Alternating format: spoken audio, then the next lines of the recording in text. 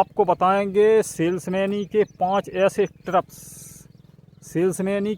ऐसे ट्रप्स आपको बताएंगे जिसको करके सेलमैन एक अच्छी प्रोग्रेस कर सकता है, तभी सेलमैनी चलेगी। ये 5 ट्रप्स बहुत ही ज़रूरी हैं हर सेलमैन के लिए, क्योंकि और एक बेहतरीन सेलमैन बन जाएगा। तो आपको 5 ट्रप कौन कौन से हैं, क्या क्या हैं, तो हम आपको बताएंगे कौन से 5 ट्रप्स हैं जो अपना करके एक अच्छे सेल्समैन के काम कर सकते हैं। कौन कौन से हैं, क्या क्या। पहले तो ट्रप्स है कि सेल्समैन को सुबह 5 बजे ही जग जाना होता है, क्योंकि उसे फ्रेश होकर के 6 बजे घर से निकलना होता है।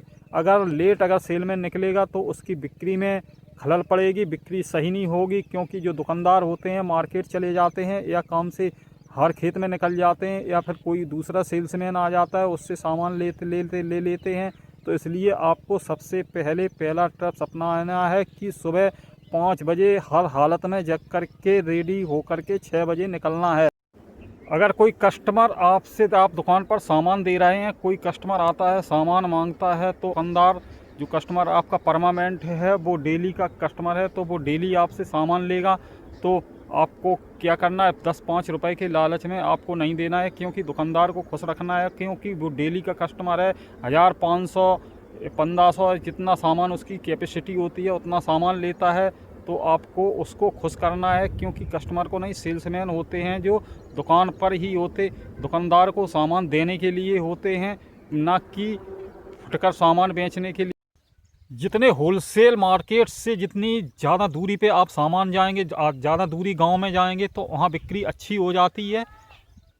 तो जो होलसेल का मार्केट जो होता है, बड़ा मार्केट, वहाँ से काफ़ी दूर जाना चाहिए। 10-12 किलोमीटर के जो गांव पड़ते हैं और कस्बे पड़ते हैं, वहाँ माल दिया करें, तो वहाँ बिक्री बहुत आता है। जब ज़्यादा अच्छा माल बिक जाएगा तो प्रॉफिट ठीक ठाक हो जाती है। तो इसलिए होलसेल मार्केट से ज़्यादा दूरी बनाकर रखें तो अच्छी बिक्री होती है। दुकानदार होते हैं वो मार्केट कम जा पाते हैं, तो वो सामान सेल्समैनों से अधिक लेते हैं। जब अधिक सामान बिकेगा तभी प्रॉफिट सही होगी। तो मालविक आपको अपने हिसाब से हर सामान को रखना पड़ता है। जो सेल्समैन असली सेल्समैन होते हैं वो क्या करते हैं, पहले तो जितने दुकानदार को पहले ही शाम को डिसाइड कर लेते हैं कौन कौन एरिया में मुझको, कौन कौन गांव में क्या क्या माल देने जाना है। दुकानदार ऐसे होते हैं, उन्हें फ़ोन करके उनसे पूछ लिया जाता है कि आपको क्या माल लाना है, कौन सा माल आपको मंगाना है, क्योंकि अब तो फ़ोन हर सेल्समैन के पास बहुत ही जब आप जाएंगे तो सेल्समैन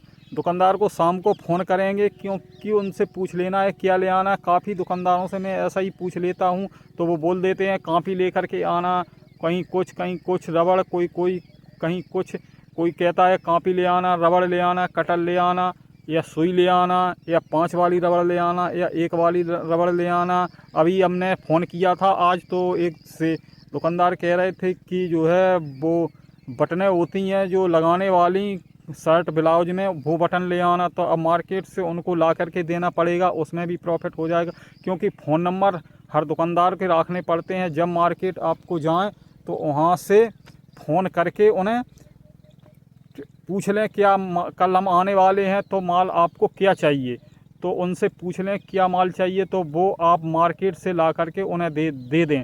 तो इसमें क्या होता है, दुकानदार का समय भी बच जाता है। काफ़ी दूर दूर के दुकानदार होते हैं, और वे कुछ ऐसे आइटम होते हैं जिन्हें दुकानदार खोज नहीं पाते हैं और मिलता नहीं है उन्हें, तो आप उनको खोज करके ला करके दे सकते हैं। जैसे कभी कभी फ़ोन आ जाता है कि मशीन का तेल ला करके दो, तो मशीन का तेल मैं ला करके उनको दे देता हूँ। कभी आ जाता है फ़ोन की रील के डिब्बे ला करके दे दो, तो बोल देता हूँ मैं कल या परसों ले करके आएंगे। तो दूसरा ट्रप्स आपको ये बता दिया है, क्योंकि फ़ोन नंबर सारे दुकानदार को आपके पास रहने चाहिए।